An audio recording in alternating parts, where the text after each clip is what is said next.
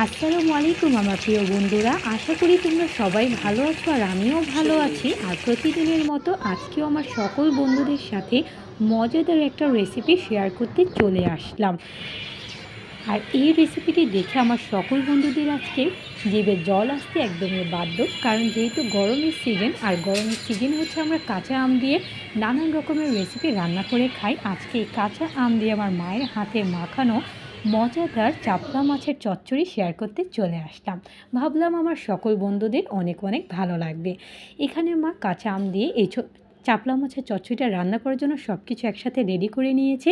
আর এখন একটা কড়াইতে সব কিছু একে একে দিয়ে দিচ্ছে। এখানে দিয়ে দিয়েছে বেশি করে পেঁয়াজ কুচি, যেহেতু মাছের চচ্চড়ি তাই একটু পেঁয়াজটা বেশি দিলে খেতে ভালো লাগে। আর এখন দিয়ে দিচ্ছে বেশি করে কাঁচামরিচ, পুরোপুরি চিড়ে দিয়ে দিয়েছে যাতে ঝাল টক লাগে রেসিপিটা খেতে।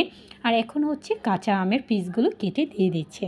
আর এখন দিয়ে দিচ্ছে সাথে মরিচ আর হলুদের গুঁড়া, আর এখন সামান্য পরিমাণ মতো লবণ দিয়ে এখন সব কিছু মা একসাথে চটকিয়ে নিচ্ছে। কারণ এই রান্নার বিশেষত্বই হচ্ছে হাতে মেখে চটকিয়ে রান্না করলে জাস্ট দুর্দান্ত স্বাদ হয় আর খেতে অসাধারণ লাগে। আর এখন দিয়ে দিচ্ছে মা সামান্য পরিমাণ মতো পানি দিয়ে ভালো করে আবারও মেখে নিচ্ছে সবগুলো মশলা একসাথে। আর এখন দিয়ে দিচ্ছে সয়াবিন তেল। মার এই হাতে মাখা দেখে কিন্তু আমার অলরেডি জিভে চলে এসেছে। জানি না বন্ধুরা তোমাদের কাছে কেমন লাগছে।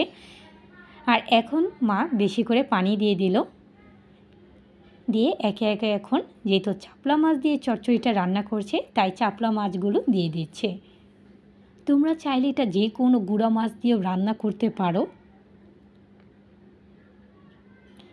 দেখে কিন্তু মনে হচ্ছে যে এখনই খাওয়া যাবে, তবে এটা এখনও পুরোপুরি রেডি হয় নাই, তাই চুলাতে এটা জাল দেওয়ার জন্য চুলাতে বসিয়ে দিচ্ছে মা। এটা শুধু দেখেই অসাধারণ না, খেতেও কিন্তু সত্যি দুর্দান্ত স্বাদ। আর মা বলে এরকম টক জাতীয় খাবার যদি এই গরমের সিজনে খাওয়া হয় তাহলে শরীরের জন্য খুবই উপকারী। আস্তে আস্তে বলক চলে আসছে, তাই কিছুক্ষণের জন্য ঢেকে রাখছে যাতে ভালো করে সবগুলো মশলা গলে আসে। ঢাকনাটা তুলে নিচ্ছি। দারুণ সুগন্ধ আসছে, যা আমার বন্ধুরা পাচ্ছে না। আমার বন্ধুরা পেতে হলে কিন্তু এরকম করে একবার হলেও বাসায় ট্রাই করবে, যার স্বাদ কখনো ভুলবে না। আর মা এখন কড়াইটা আস্তে আস্তে ঘুরিয়ে দিচ্ছে। ছোটো মাছ বেশি নাড়াচাড়া করলে একদমই ভেঙে যায়, যাতে নিচটা না লেগে যায় বা পুড়ে না যায়। মা এরকম করে ঘুরিয়ে ঘুরিয়ে আস্তে আস্তে করে কড়াইটা রান্না করে ফেললো এই ছোটো মাছের চাপলা মাছের চচ্চড়ি। তেল চলে আসলেই নামিয়ে নেব। আশা করি বন্ধুরা এই লোভনীয় রেসিপিটি তোমাদের সবার কাছে ভালো লেগেছে।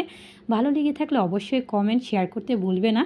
আর যারা যারা আমার সকল বন্ধুরা আমাকে সাপোর্ট করেছে অসংখ্য ধন্যবাদ। যারা এখনও সাপোর্ট করে ফেলো আমার নিত্য নতুন ভিডিও দেখার জন্য। আল্লাহ হাফিজ।